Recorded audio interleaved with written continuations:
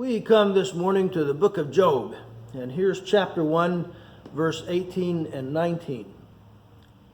While he was still speaking, another also came and said, "Your sons and your daughters were eating and drinking wine in their oldest brother's house, and behold, a great wind came from across the wilderness and struck the four corners of the house, and it fell on the young people, and they died.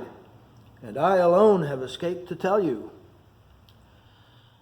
A friend of mine recently pointed this out to me, so I'm stealing his brief thought. A cosmic spiritual battle was taking place behind the scenes, a dispute between the Lord and Satan. And Job's possessions and his children got caught in the crossfire. In order to prove Job's faithfulness, his possessions were destroyed in a moment's catastrophe, and his children were killed on the same day. My friend said that even though the conflict was about Job, his children, who had no dog in this fight, so to speak, bore the brunt of the fallout. They didn't ask to be involved in this argument. In fact, neither did Job. And yet their lives were tragically ended in an instant. Were they saved? We're not told. In the afterlife, were they informed about the why of what happened to them? We're not told. We're not told whether Job was ever clued in about the spiritual battle taking place over him. We know that after it was all over, he had other sons and daughters. Okay, fine, but what about these 10? We don't know. Something similar happened in Jesus' day. John records that Jesus and his disciples happened along a man born blind.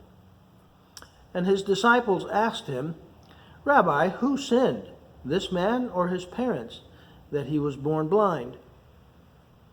And Jesus answered, "It was neither that this man sinned nor his parents, but it was so that the works of God might be displayed in him." I can imagine that if this blind man had heard Jesus' answer, he might have objected. Wait a minute. Nobody consulted me about this.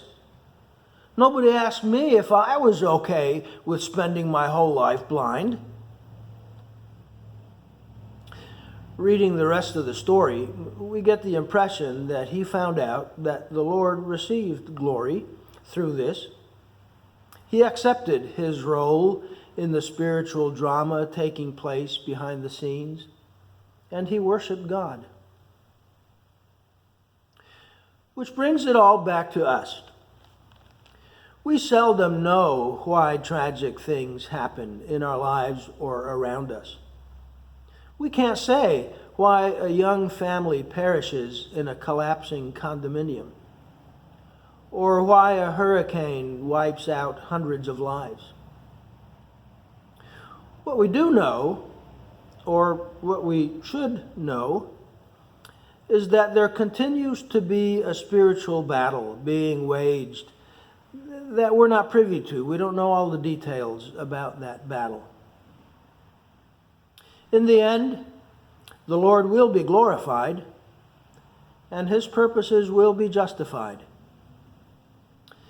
And listen, he is not obligated to tell us the why or the how.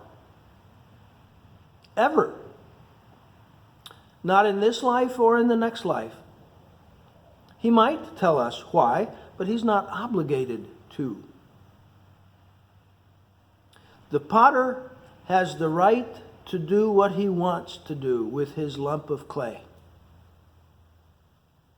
But we know and we believe that the heavenly potter, the heavenly Father, will always do right.